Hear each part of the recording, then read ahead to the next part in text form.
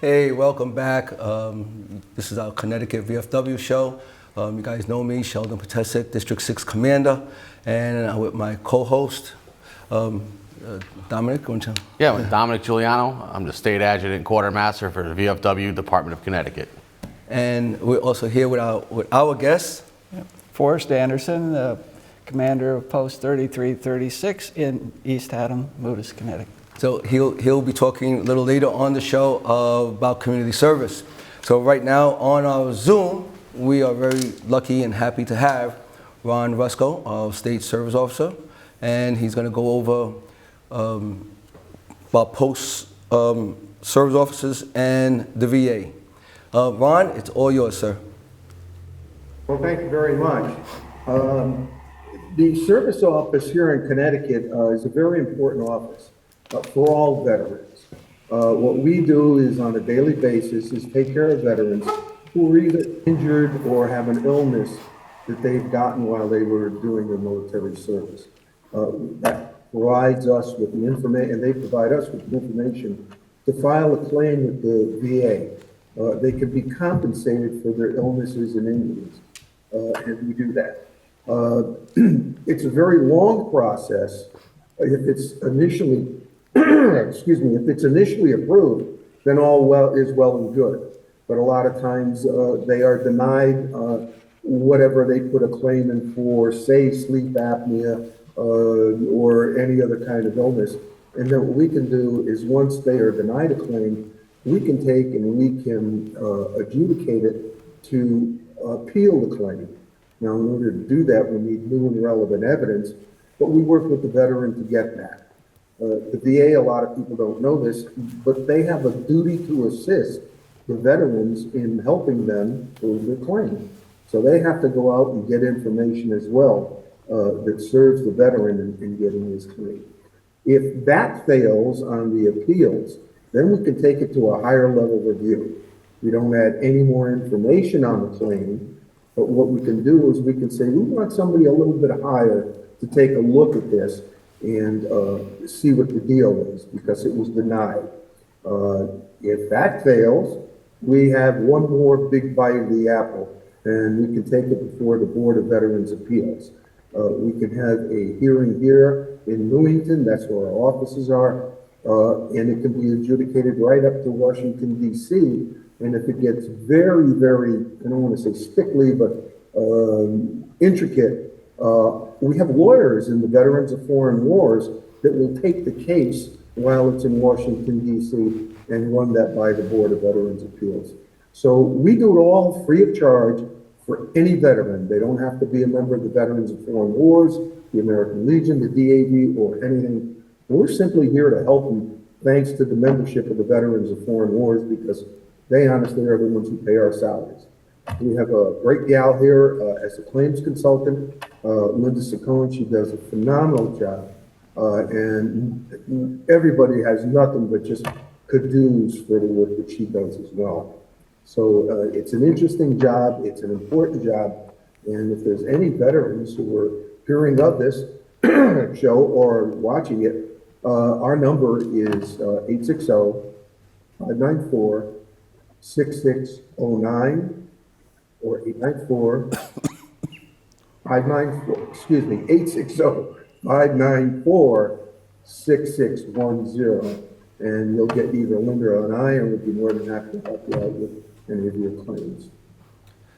Yeah, thank you for that, Ron. What are some things that people that come to see you, what should they have prepared, or is there paperwork or anything that would make things easier for their case?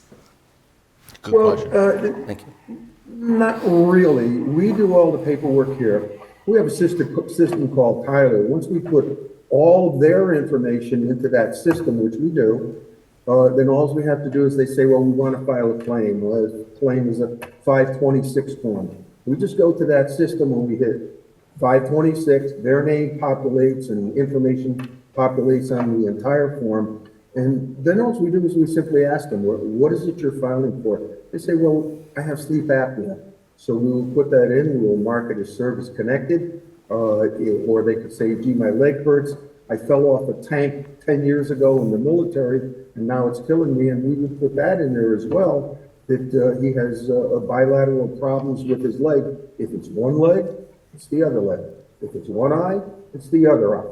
So everything goes bilateral, hearing and such. So we do all the paperwork and we do everything. They don't really need anything but to tell us what is injury or illness they have. After that, if it's denied, then we need new and relevant evidence. And then if they have any kind of paperwork, other doctors, letters, or where they went and saw a doctor, that all comes into play. But for the initial, we pretty much just put it in, see what the VA does, and then take it from there. Okay, Ron, can you clear up for the audience the difference between a VA accredited service officer and a company that is not accredited and that's doing claims right now on the behalf of veterans? Oh, absolutely. So a VA accredited officer, we're trained. We're actually trained almost 80 hours a year. It's amazing how much training we have to go through. The VA is constantly changing all of their laws, their CFRs, that is their laws, and they're adding things, taking things away. If you look at what happened with the PACT Act, how many things it opened up where you could take and put in for a claim. And the folks that are working outside that aren't accredited, they're not allowed to file any claims with the VA. We can file the claims. And so if you can't file a claim for someone, you really don't have the right to represent them. If you do that and you get paid for it, you are doing it illegally, much like as many as has heard of claim sharks, where you'll go to a lawyer and they will just charge you an astronomical amount for something that we charge you nothing for. So it's really foolish to go to a lawyer to try and get it done when we can do it for you. Hey, Ron, did you want to go over about the caregivers situation, or caregivers can get compensated? Yeah, the VA just came out with a new thing where if a veteran needs home care, it doesn't have to go out and get a nurse. It could be his wife, could be his daughter, his son, who will take care of him at the house and will get paid for it by the VA. So they can have constant care by a relative whenever they choose, and the VA will pick up the tab for that. Rather than what it used to be, you had to go get a nurse to come in, go home, come in, go home. So the caregiver can actually live there, as I mentioned, the wife could be it, or any relative at all. It's a great program. It's fairly new, but it's working out absolutely tremendously well. That's like a wife or child, right? That can jump in there and take care of the veteran and get paid for it. Absolutely, that's what I just mentioned. Yeah. They can do it while they're living there and be paid for it by the VA. But it helps the veteran if they need to be fed, if they need to be bathed, washed, help with going to the bathroom, things like that, getting in and out of bed, in and out of a chair. Simple things in life that you and I, God bless us now, are able to do, but the older veterans just simply aren't able to do that when they get way up in age and have an affliction that demands that they need somebody to help them around. And how do they put in for that? Through us, we do that. It's called aid and attendance, homebound. The one thing with the form, though, is that it has to be filled out by a medical professional. So as you ask for it, you or I, not being medical professionals, can't write down what the veteran's real needs are. Can he get up by himself? Can he go to bed by himself? Can he do all of this? How much movement does he have? So it's all medical stuff that a doctor or a medical nurse or anybody with a medical license can do. And then we simply send it to the VA and certainly hope that they approve it. Nothing is guaranteed, remember. Okay. Do you guys have any questions? Yeah, I have one question. Ron, can you define the difference between the IU and permanent and total for as far as the VA ratings? Well, yeah, okay. So the permanent and total means you're 100%, you're permanently totally disabled. And that means that there's not a likelihood that your illness or injury is going to improve. The VA is under many, many circumstances. We had one this morning where somebody was a 60%er, they're 30% this afternoon because the VA is reducing them because they got better. And we see it over and over and over again. So unemployability, that means that you cannot be employed. And so what they do is they pay you extra money every month based on your disability because you can't work for a living. Permanent and total right now, that's not, they're not saying you cannot work. Permanent and totals are able to work right now. So that's where we're standing now. And let me just, if I can, expound on that just for a second, because it's a hot topic here in Connecticut. Connecticut, aptly so, is giving permanent and total veterans, 100% permanent and total disabled veterans, they don't have to pay taxes on their houses. They have to pay it on the land or any other outhouses. By that I mean garages or sheds, but they don't have to pay it on the actual house. But there's a lot of people who are misunderstanding that and thinking just because they're 100%, they're entitled to that, but that is not the law. It's 100% permanent and total. And I think they're still working a little bit in the state legislature to clean that up. Okay. Very good. Hey, one more question, Ron. Service officers, the post level.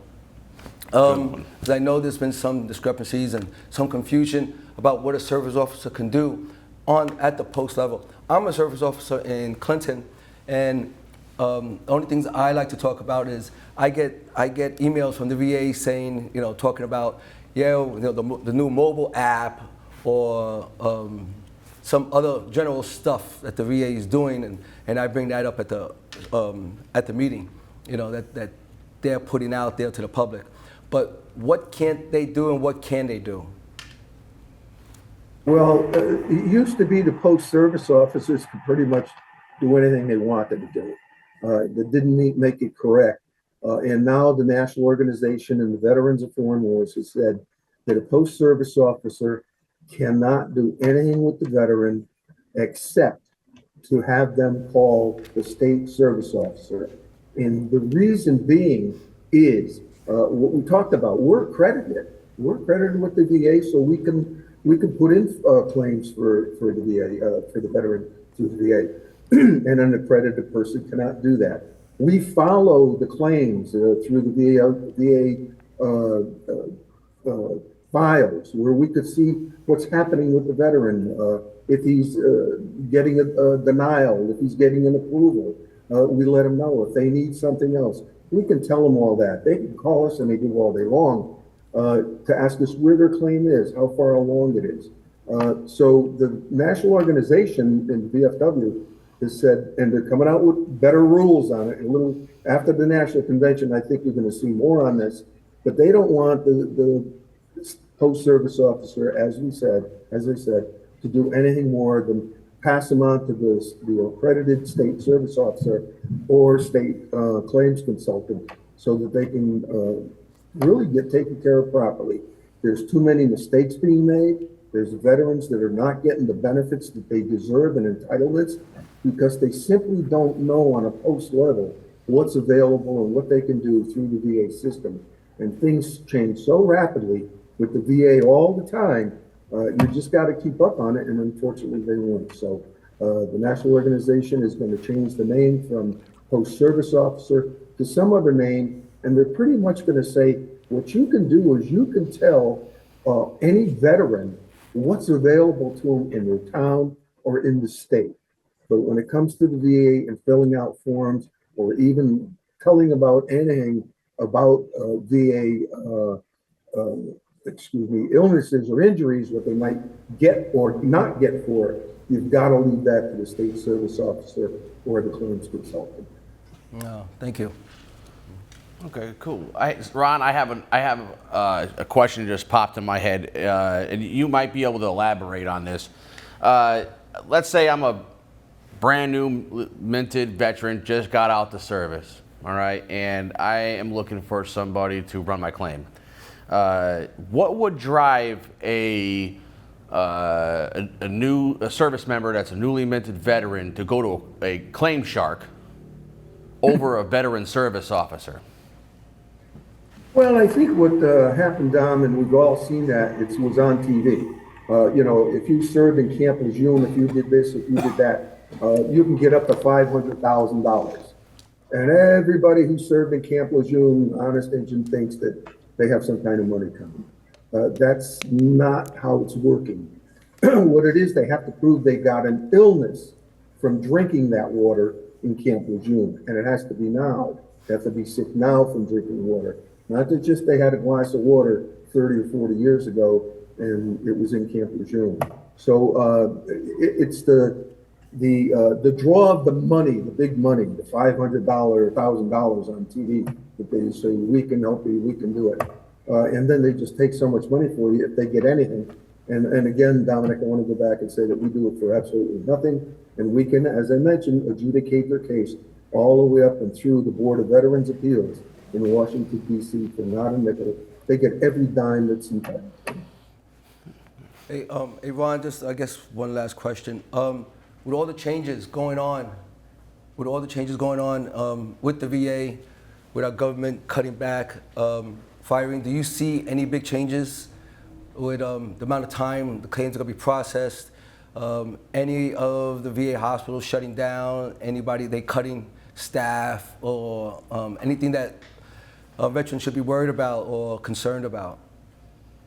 Well, we get, obviously, every single day when we open up our computers, there's a message there from Doug Collins, the Secretary of Veterans Affairs. And he addresses the issues.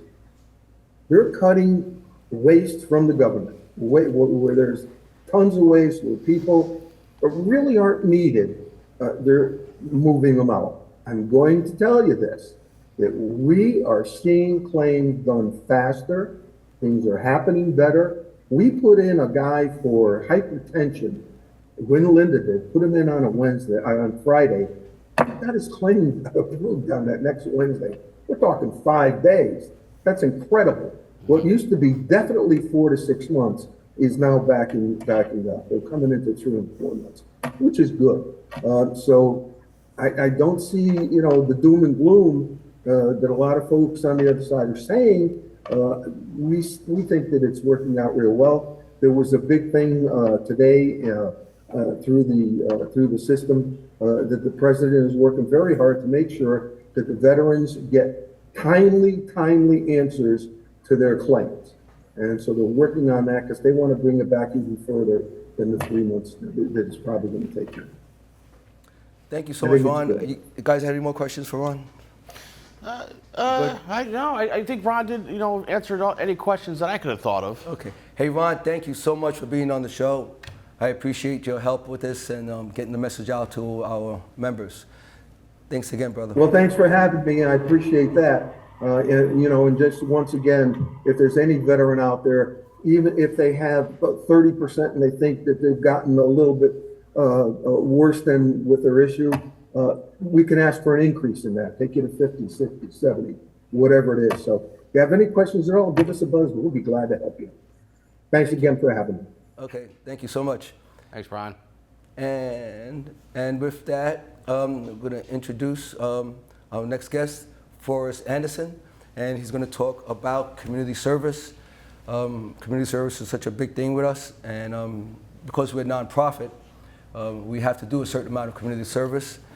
And not only because we're a nonprofit that we have to do this, but we also, it's a great way to attract new members, okay? When they see your name out there, when they see you out there, that's what drives more people to want to join up and sign up with us.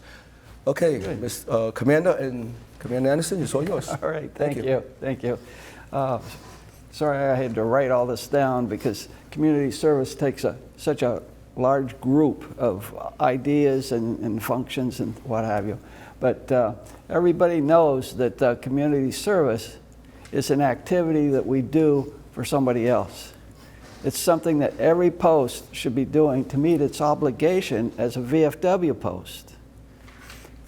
Post is not just some place to hang out with other veterans.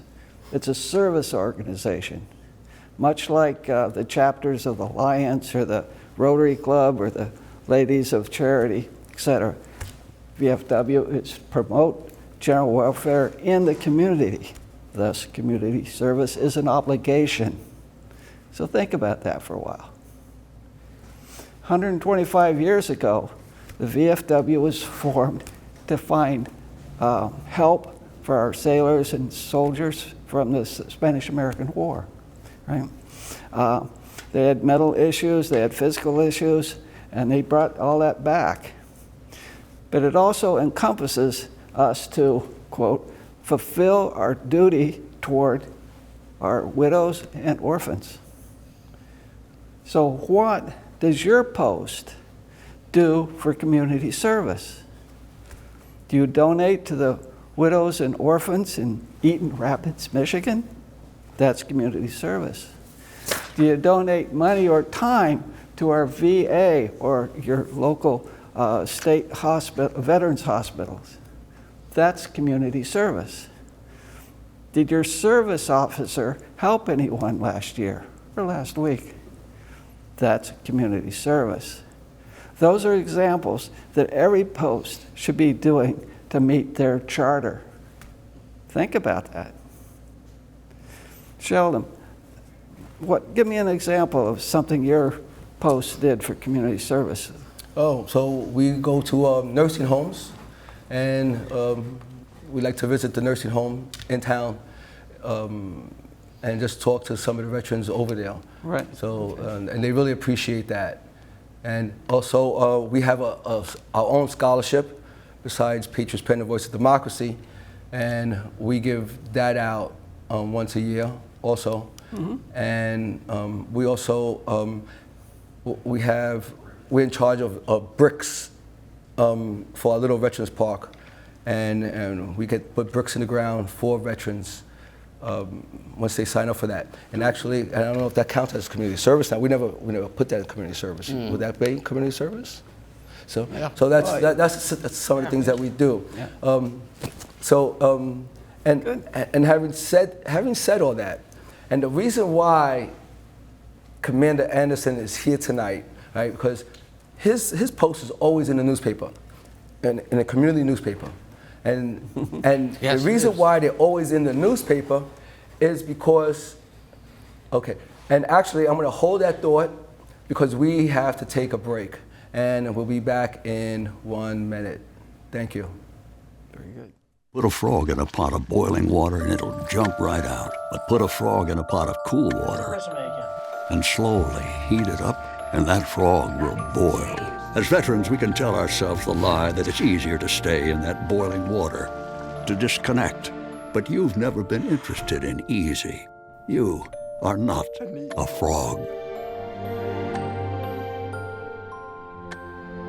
Find resources at va.gov/reach. I'm a firefighter and a son and a husband.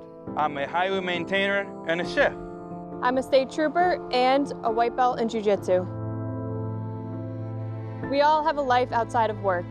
And we don't want to lose it. So when you see our vehicles on the side of the road, slow down and move over. Slow down and move over. It's the law.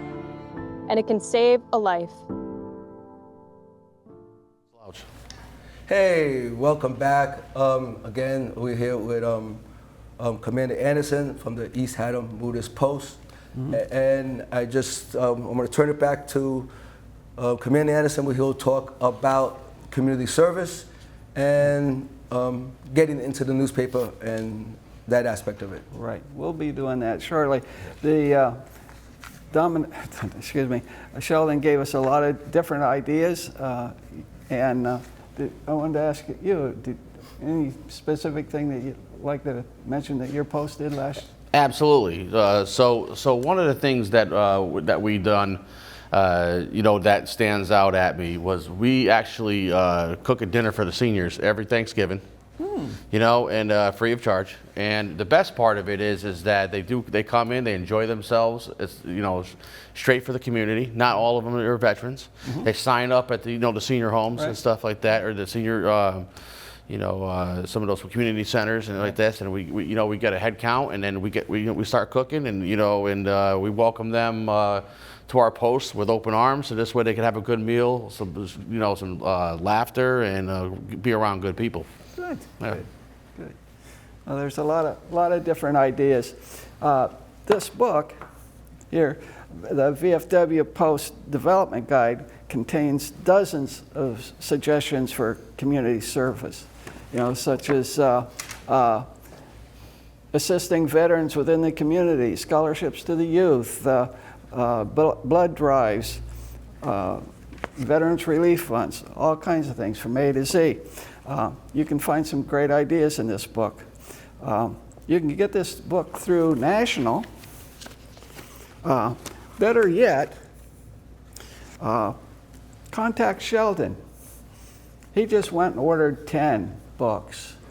He ended up with 10 bundles of books, 25, 30 in each bundle. He says, so we're still waiting for the bill on that one, but anyway. That's always fun. He wasn't Pacific. Yeah, right. Yeah. So Sheldon, what's your debit card number? Exactly. But anyway, many posts do community service. They're for every quarter, but some don't. But I hear things like, we're too small, we're too old, no one wants to come out and help. It's sort of a catch-22 situation that can be broken. If you're in that group, try to pick a project that's small. It can easily be done by 1 or 2 people. And then ask somebody to chair it. Many times when you do that, you'll hear nothing but crickets. But later, ask somebody specifically. Go up to them personally and ask if they could help out. You'll be surprised. You'll be surprised how soon that project will start rolling. Okay. Ask your newer members to help. They're usually looking for some way to get involved, some way to break into the clique, so to speak. But and also, if you don't get your younger members active, you're going to lose them. You'll lose them to other clubs, other organizations, like the fire department or the Elks, someplace where they can be of service.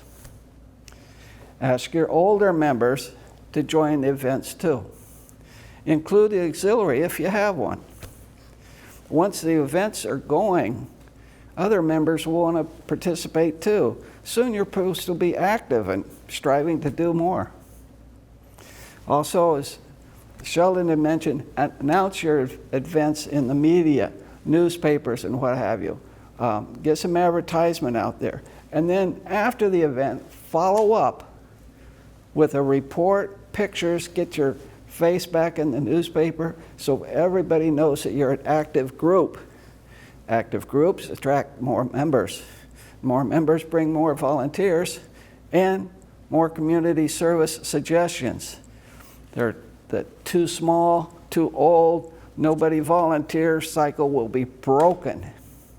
So think about that. Think about what you can do for your community. Let's revisit some community service project ideas. The VFW website is a good way of getting a lot of ideas. We're going to open our computer here to follow along. Naturally, we'd have to Google VFW organization. Once it's there, go to the community line and click on that, and it will bring you to go across and bring it to local initiatives. And that there we go. Now, all these windows, like VA Volunteer, Buddy Poppy, Patriot Days, Combat Hunger is down there. If you click on them, and each one will open up for more ideas for community service. There's one window that says VFW Foundation Grants. You'll find ways to get seed money to start your project if you really need it. Now let's go back to the VFW site window, and we'll again go to the community area and then go to the, when you get to that window, you'll go to try to get, click Still Serving. There we go. In that window, go down, click Day of Service. All right, good. Did everybody sign up for the day of service? Yeah. Yeah? Yeah, a couple times. Okay, good. We'll touch on that too. We'll talk about that, yeah. Yeah, of course. Well, anyway, if you click on Day of Service, a drop-down window should pop up, or a pop-up window should drop down. I can always get that, whatever. Anyway, choose 100 ideas for the Day of Service, and you'll see a window that will have 100 of them from A to Z, or at least from A to V. So let's scroll down just to a few of them. Take number 17, for example. It says, visit a veteran in jail. Well, let's just say in rehab or a hospice facility or most any place. Go there, ask to visit with a vet, someone who might need your company, somebody who might just enjoy a chat for a while. Scroll on down, let's say, to number 42. Assist a student to write letters to servicemen and women. Go to a school or a library. You can get that, put it out in the newspaper, get some people involved. Go to 52, for example. Clean and beautify your local American Legion. That's a nice thing to do, I guess. But you could also do the same to a park or a senior center, community center, etc. There's a lot of et ceteras.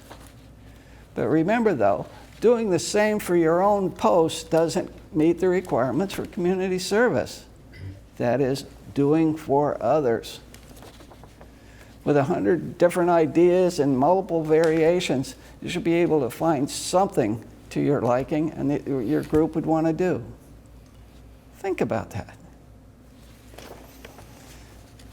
Keep in mind that we can no longer list a poppy drive or a spaghetti dinner as a community service event.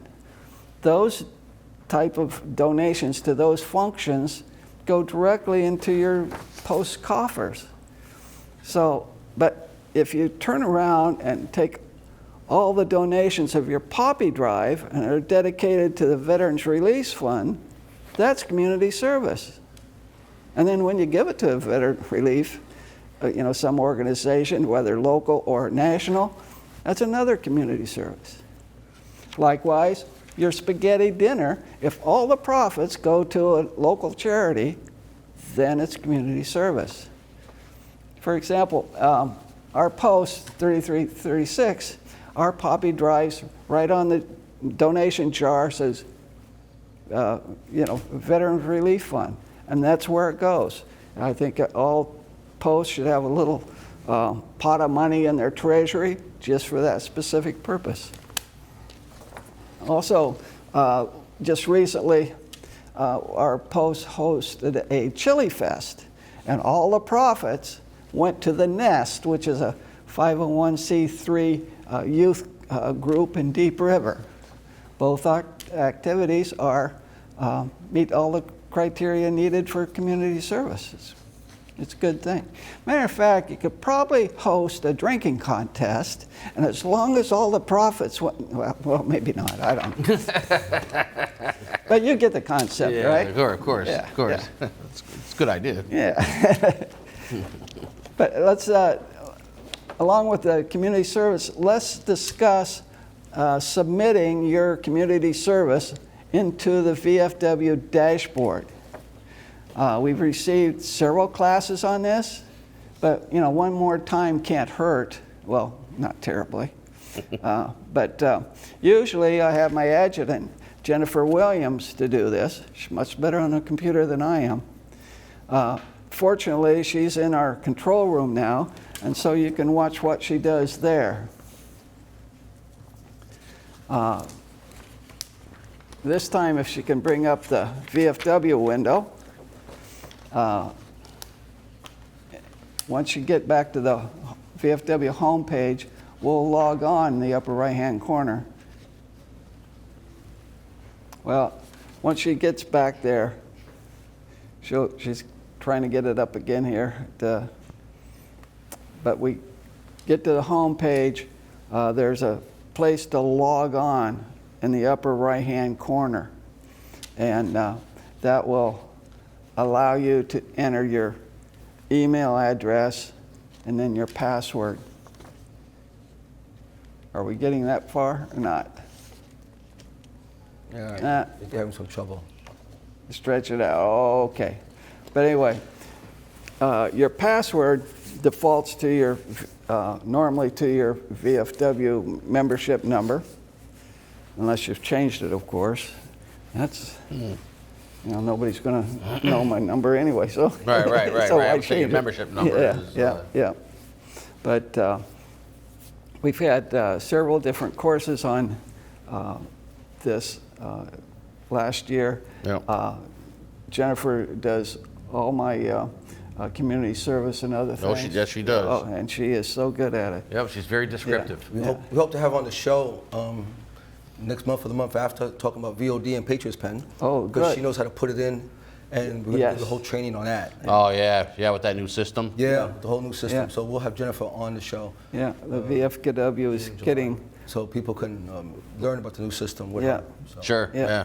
Let's- Because I'll say this, they're going to be using that this year, wholeheartedly. Yeah. And after last year with the VOD Patriots Pen, with the inputs, as soon as the system was built out and and we learned how to kind of navigate through it, it actually is not a bad system at all. I mean, everything's pretty integrated.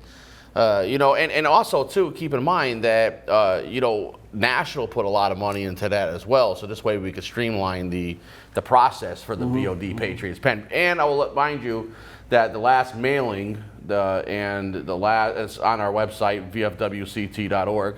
The mailing has the new VOD Patriots Pen forms. Okay. Yep. I noticed. Yeah, that's right. I did see that. Yeah. Yes. I know this year that. I think you're back up. Oh, okay. Here we go. She's back to the home page. Nah, almost. Yeah, there. she's up there. Yeah. You can see it. Log in. Okay. She got the login. Okay. There's her login. Got a 404. Uh-oh, that's what's happening. All right, try it again. Okay, she got the drop-down window, put in her email. Mm-hmm. Okay, here we go. Okay, Yeah, she'll get it right. yeah. In a minute. Anytime. Holy smokes, that's a big username. Yeah. Oh, What was that? Oh, that's an email, Paul. Yeah, that's the email. Right. Yeah, there we go. looks like it's like every There we character of the alphabet, plus some. Oh, there we you are. go. Okay, note we're in the My VFW homepage, which is great. If you scroll down a little bit, you'll find a group that says membership quick links. You just barely see it there. If you scroll down, you can. I think what they're trying to do is go to membership quick links right there in the center of the page. Yeah. Yep. Scroll down. Oh, show. She lost Get it. Yeah. Okay. There we it go. is. All right. And she brought up the program dashboard tool. This is the All-American eligible dashboard screen. Will allow you to start your community service entries. If you click on the word entries in the upper right-hand screen, it's just below your name, you'll get a new screen. There you go. All right, and normally when you first do that, you've got a little green button up there to put your entries in. But what I usually like to do is go over to the left-hand side of the screen first and put in my post number and apply, and then all my past entries will be there. And that's a perfect time to find out if you're going to be duplicating a previously reported event. And if you do that, you cause Dominic a lot of trouble. I know that personally. But anyway, Yes. see where we are now. Okay, if you get to click on the green entry button, you'll get a new create an entry page will appear. There it is, I think. It's essential. Well, let's see. That's Okay. There it is. Community service. okay. There we go. It's very essential first to type something into the notes block, which is in the right side of the page. Type in anything. I did a whole lot of entries, didn't put anything in there. Yep. Nothing flights, got nowhere. But anyway, you have to put something in there. I usually indicate which quarter of the year the entry's made. So I start out and I type Q4 in there. That's right. You know, for April, May, and June. That's right. And then I add the type of community service, like youth or Americanism or hospital, whatever it is, because you're going to have to sort that stuff out later, actually this month. In this case, what we're going to type in is cemetery restoration, because those people who know our post, we do a lot of that. We probably got close to 1,000 hours this year of doing that. Okay. Now, once you've typed all that in, move the cursor to that black Add Community Service button. Click on that, and a fillable form will appear. In the first block, the post block, select your post number.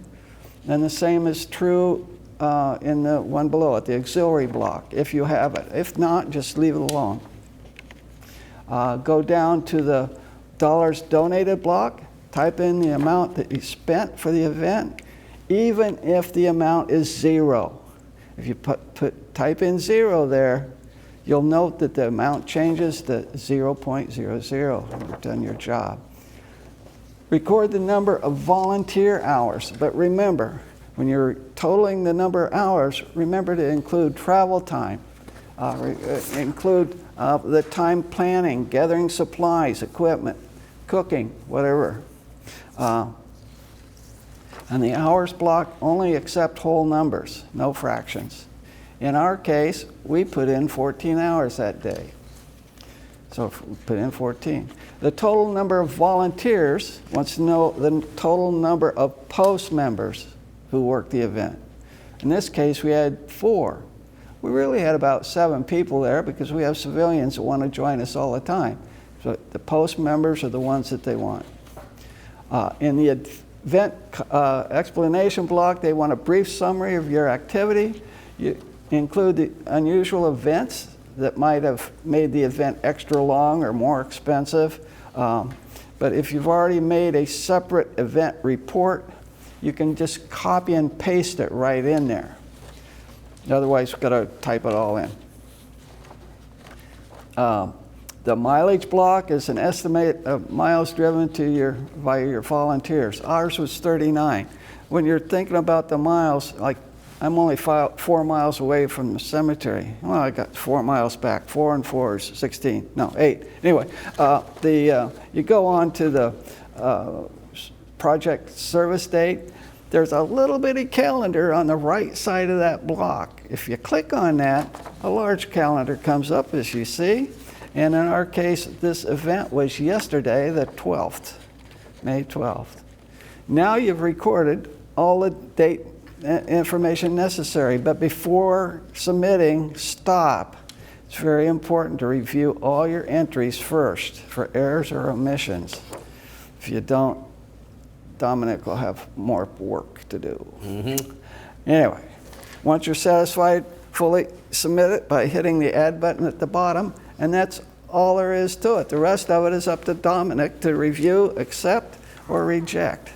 You got anything to add on that? You know, that's very, very thorough, Forrest. I think, here's where we're at.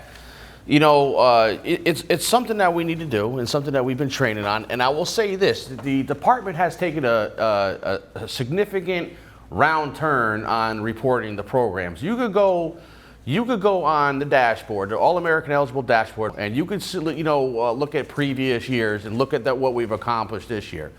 So this year is the year that we're training. We're going to continue to train. Yeah. We're going to continue to develop, and we're going to continue to mentor and ensure that the posts are continue on doing this, because this is what the VFW needs us to do. All right. Now you hit the nail on the head. It's nice that you hit quarter 4, quarter 3, quarter 2, quarter 1. So this way, there is no question at all that they're when they're deciphering what's community service, what community service for what quarter. It starts with quarter 1, quarter 2, quarter 3, and it'll separate it all. I know in my case, I had some this quarter, which is quarter 4. I had some things that I forgot that was last November. So when I wrote it in, I had to put in quarter 2. Yeah. That's simple. That way it keeps things straight. One of the things I wanted to say was that before making an entry into the dashboard, you saw that there's a lot of things that you have to do. It's easier to write out every item beforehand. I do that for Jennifer. I write out everything I want her to post. You find all the money expended and add it all up. The number of hours and all this stuff you're going to be adding, and you want all that stuff right available, so when you're doing that, you don't have to stop and think and make mistakes. Yeah. Then write out your event summary. So you can write it out. That way you can copy and paste it into the event log there. For this event, I should have given our post adjutant a form. Let's say the Q4 cemetery restoration, $0, hours 14, volunteers 4. I give it a little event summary that she can cut and paste right in there. I already had the miles added up, the date. I hand it to her, and away she goes. Yeah. But what I wanted to come back with is all VFW posts are obligated to perform community service. Too many C's here. But as well as to tend to the welfare of our veterans and their widows and orphans. Those are blocks that we have to do.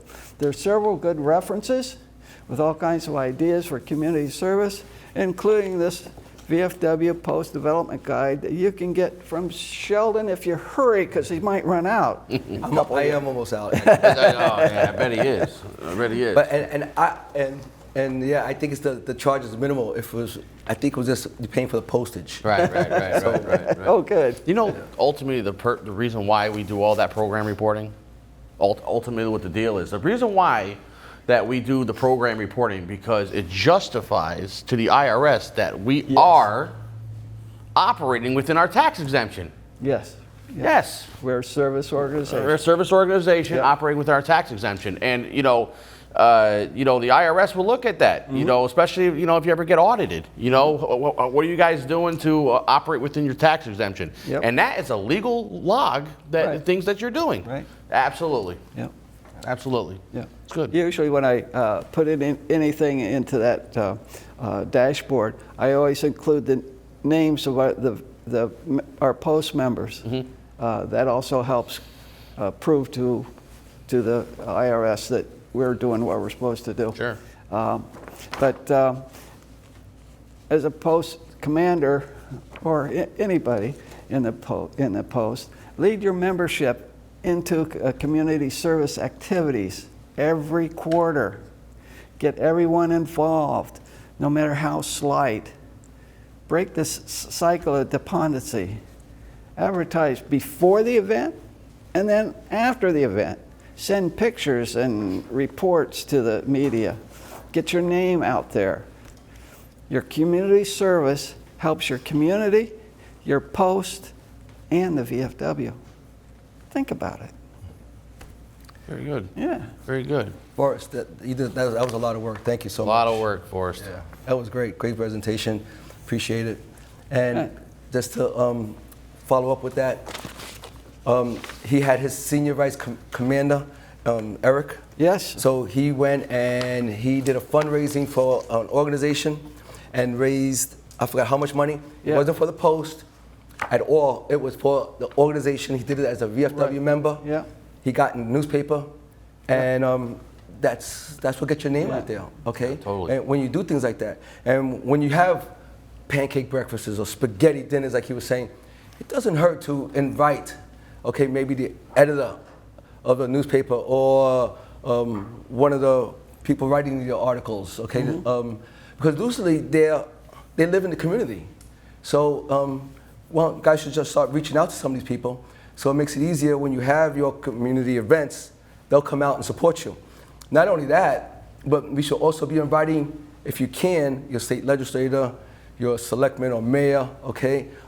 Somebody from Hartford. So when we had the problem like the state cemetery and we need to get our message across, if we all had some kind of relationship with these people, it would make it so much easier and we can get so much done. Absolutely. Do you guys have any last minute? No, that's it. I think this was a great show, episode 3. It was a great show. As we sign off before, we want to thank everybody. Forrest, thanks for coming down. Yep. Sheldon. Yeah, I mean, it was great. Again, we had Ron Rusko on. And, Ron. Yeah, Ron was he great covered a lot. presentation. Yeah, I want to thank Jennifer in the control room for helping put this together. As great. usual, I couldn't do anything without her. And So. putting up with us. And I guess we have another minute. So you want to talk with the convention coming up and So here's the deal with the convention. Please stand by for a lot of emails you're going to see. Right now, there's an email that I sent out this afternoon regarding the convention. As per Commander Borshevitz, the theme for the convention is post pride. Bring all your post stuff. Wear post stuff. Bring your flag, like how we did at the testimonial. Line them up and everything like that because this is an important time of the year. We are getting together because it's convention time. Friday night, 6 p.m. is going to be the oh my God, help me out. Coconuts. No, not the coconuts. Come on, Friday night. The memorial service. Oh. I couldn't spit it out. I'm sorry. And, the coconuts will be there Friday night. Yeah. Saturday's business as usual, and Sunday's elections. Yes. Okay. Yeah. Yeah. And come Monday morning, back as business as usual. yes. Yeah. So Yep. Yeah. Absolutely. It's a good time there. the new VFW year starts July 1st. Yes. Yes. And we start off blank, and then we start off again with membership and community service and everything else. So again, thank you for tuning in. I apologize. I have my hay fever and I have this cough. If you guys have any comments or suggestions, there's my name, email, phone number on the screen. Excuse me. I can barely talk. Feel free to give me a call. Feel free to reach out to me. Thank you again. Please be safe and hope to see you at the next show. Thank you. Very good. Very good.